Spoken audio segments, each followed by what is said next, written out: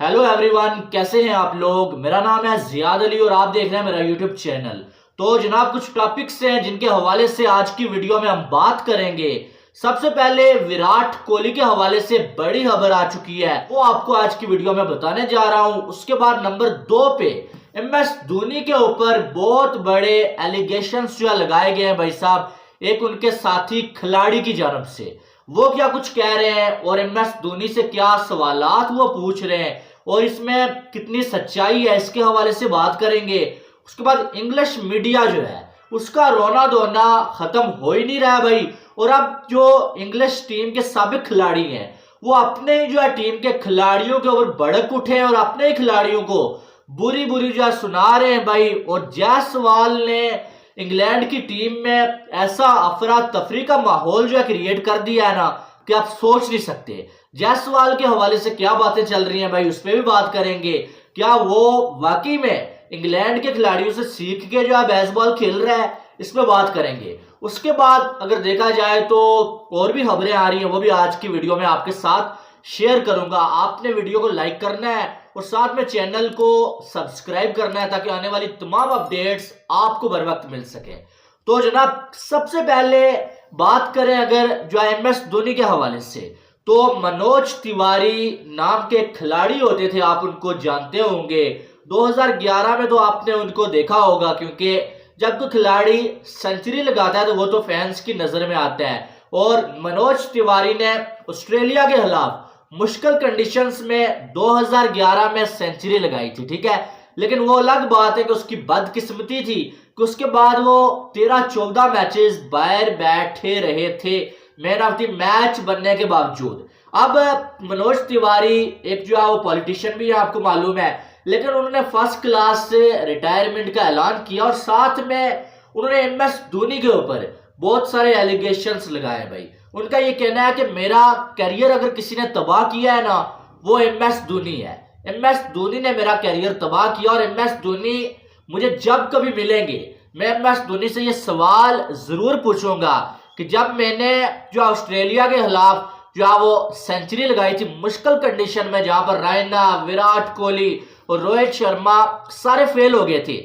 Man of the match में आया था। उसके बाद 14 मैचेस में आपने मुझे बाहर क्यों बिठा के रखा। एक मैन ऑफ द मैच बनने वाले खिलाड़ी को आपने टीम से बाहर एक ऐसे टाइम में क्यों किया जब वो अपने पीक पर था, और फिर आपने उसका कॉन्फिडेंस डिस्ट्रॉय क्यों किया। ये जो आप मनोज तिवारी ने एमएस धोनी से सवाल पूछे भी हैं और वो कह रहे हैं कि जब मैं मिलूंगा उनसे तो उनसे बात करूंगा कि मेरे साथ आपने ऐसा क्यों किया। हालांकि उस टाइम बहुत सारे टीम में ऐसे खिलाड़ी मौजूद थे जो फॉर्म में नहीं थे, चाहे वो रोहित शर्मा हो, चाहे वो सुरेश रैना हो, लेकिन आपने मुझे ही बलि का बकरा क्यों बनाया, ठीक है। फिर उन्होंने ये बोला कि डोमेस्टिक में मैं इतना अच्छा परफॉर्म कर रहा था, 65 की मेरी एवरेज थी, लगातार जो है वो मैं परफॉर्म करके आपको ये बताने की कोशिश कर रहा था कि यार मैं फॉर्म में हूं, लेकिन आपने मुझे मौका ही नहीं दिया। आप बाकी सबको मौके देते रहे लेकिन मुझे आपने मौका नहीं दिया। और जब आप किसी ऐसे खिलाड़ी को बाहर कर दे जो मैन ऑफ द मैच आया हो लास्ट मैच में, और या फिर जो है वो लगातार वो परफॉर्म कर रहा हो, तो आप उसको मौका ही ना दें एज अ कप्तान, तो फिर जो है वो उस खिलाड़ी का जो कॉन्फिडेंस है वो बहुत ज्यादा गिर जाता है और उसका करियर जो है वो तबाह हो जाता है। और मेरा करियर एमएस धोनी ने तबाह किया, ये जो है मनोज तिवारी ने बोला है भाई। और साथ में उन्होंने बोला कि अब मुझे किसी चीज का डर नहीं है, अब मैं खुल के बोलूंगा और खुल के सवाल पूछूंगा। अब इसमें अगर देखा जाए तो सबसे पहली बात कि इस बात में कोई डाउट नहीं है कि मनोज तिवारी एक बहुत अच्छा खिलाड़ी था, एक टैलेंटेड खिलाड़ी था, उसमें टैलेंट था, इसमें कोई डाउट वाली बात ही नहीं है, ठीक है। एक दौर में जो है वो 148 जो है वो मैचेस खेले हुए थे फर्स्ट क्लास, और उसमें जो है वो 10,000 रन मनोज तिवारी ने बनाए हुए थे, 45 की उनकी एवरेज थी, ठीक है। और अगर देखा जाए तो ऑस्ट्रेलिया के खिलाफ वाकई में 2011 में जब टीम मुश्किल में थी, मनोज तिवारी ने सेंचुरी लगा के मैन ऑफ द मैच का अवार्ड लिया था। और ये भी सच है कि उसके बाद 14 मैचेस वो बाहर बैठे रहे थे, ये बात उन्होंने सच बोली है। लेकिन बात यह है कि दूसरी साइड अगर आप कप्तान को देख के सीखे, सोचे ना एमएस धोनी को देख के, तो यार कप्तान की भी मजबूरियां होती हैं, ठीक है। अब आप एक घर में भी अगर रहते हैं ना, तो घर के सारे जो 10-12 बंदे या चले 5 बंदे कम से कम तो होते हैं, 4 तो होते हैं ना, उन सबको आप खुश नहीं कर सकते। एक आध बंदे को आपसे एतराज जरूर रहता है। और अगर आप कोई लीडर है, कहीं पर लीडर है, तो आपके अंडर जितने लोग आते हैं ना, उन सबको भी जो है आप खुश नहीं कर सकते। अब एक कप्तान को क्या करना होता है, उसको अपनी टीम बनानी होती है और उसको जो लगता है कि यार ये बंदा मेरे लिए कर सकता है, वो उसी को खिलाता है। अब MS धोनी आप देखेंगे, MS धोनी ने ठीक है मनोज तिवारी को बाहर बैठाया, लेकिन उसी टाइम MS धोनी ने कुछ ऐसे फैसले भी किए, कुछ ऐसे खिलाड़ियों को खिलाया भी जिन्होंने आगे जाके जो है वो टीम इंडिया को बहुत सारा जो है वो परफॉर्म करके दिया। और MS धोनी ने उससे पहले भी कई ऐसे बड़े बड़े फैसले किए जिसके बाद जो है वो इंडिया की टीम को जो है MS धोनी ट्रॉफीज जिताने में कामयाब हुए। शायद वो फैसले MS धोनी ना करते तो शायद इंडिया की टीम को MS धोनी इस तरह ट्रॉफीज ना जितवा पाते। तो एक कप्तान की अलग सोच होती है। हालांकि MS धोनी के हवाले से बहुत सारे और लोग भी आ सकते हैं, क्योंकि बहुत सारे ऐसे नाम उस टाइम थे कि जिनको मौका नहीं मिला या मौका मिला और उसके बाद वो बाहर हो गए और MS धोनी ने अपनी एक टीम बनाई। तो उसमें कुछ सीनियर्स भी थे, MS धोनी ने सीनियर खिलाड़ियों को बाहर किया और अपनी मर्जी की टीम बना के वो वर्ल्ड कप जितवा के ले गए थे। तो ऐसे खिलाड़ी बहुत सारे थे, लेकिन बात वही है कि मनोज तिवारी जो कह रहे हैं वो भी हकीकत है कि उनको मैन ऑफ द मैच होने के बाद जो है टीम से बाहर किया गया।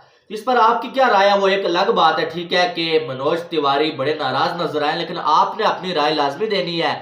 मेरा यही है यार कि मनोज तिवारी एक अच्छा खिलाड़ी था, ठीक है, लेकिन अब सबको आप जो है साथ लेके नहीं चल सकते। वैसे ये भी बात हकीकत है कि रोहित शर्मा का भी स्टार्ट में करियर जो था ना, वो इतना अच्छा नहीं था। 87 मैचेस में रोहित शर्मा की जो 2 सेंचुरीज थी ODI में, ठीक है, तो एवरेज भी रोहित शर्मा की कोई इतनी खास नहीं थी, मेरे ख्याल में 30 की एवरेज थी। लेकिन उसके बाद लगातार उनको मौके मिले और रोहित शर्मा आज एक लेजेंड बन गया। विराट कोहली का करियर भी स्टार्ट में ऐसा ही था, लेकिन बाद में विराट कोहली भी लेजेंड बन गए। आज विराट कोहली जैसा कोई नहीं है। पाकिस्तान में भी बाबर आजम की कप्तानी के चलते कई ऐसे खिलाड़ी हैं जिनको मौका मिलना चाहिए था, नहीं मिला, और वो जो अब आज बाहर बैठे हुए, चाहे वो शर्जील को देखे, अहमद शहजाद को आप देख लें, खुरम मंसूर को आप देख लें, तो ऐसा हर जगह पे चलता है। बहरहाल मनोज तिवारी ने ये शिकवे किए हैं और उन्होंने सवाल रखे हैं MS धोनी के लिए। उसके बाद विराट कोहली के घर में जो है वो एक जो है बेबी ने जन्म लिया है भाई, बेबी बॉय ने, और विराट कोहली, छोटा विराट कोहली आ चुका है जिसका नाम अक्काई रखा गया है, ठीक है। वामिका विराट कोहली की जो है वो बेटी का नाम है और बेटे का नाम अक्काई रखा गया। विराट कोहली को मुबारकबाद हमारी तरफ से बहुत बहुत। रात को भी इस पे स्पेशल वीडियो बनाई थी, लेकिन अब खबर ये आ रही है कि विराट कोहली जो 5वां टेस्ट मैच है ना इंग्लैंड वाला, वो खेलेंगे। उसमें विराट कोहली आपको जो है इंडिया की तरफ से खेलते हुए नजर आएंगे। अभी उसमें तकरीबन 2.5 से 3 वीक बाकी हैं। खबर ये आ रही है कि विराट कोहली ये वाला तो नहीं खेलेंगे, रांची वाला, लेकिन इसके बाद जो टेस्ट मैच होगा ना, वो विराट कोहली खेलने वाले हैं इंडिया की जानब से, और विराट कोहली इंडिया के स्क्वाड में वापसी करने वाले हैं। तो ये विराट कोहली के फैंस के लिए बहुत अच्छी खबर है। उसके बाद अगर देखा जाए तो इंडिया का स्क्वाड जो है चेंज किया गया। KL राहुल बाहर हो चुके हैं दोबारा से फिटनेस के चलते, और जसप्रीत बुमराह को रेस्ट दिया गया। उनकी जगह पे मुकेश कुमार की वापसी हुई है।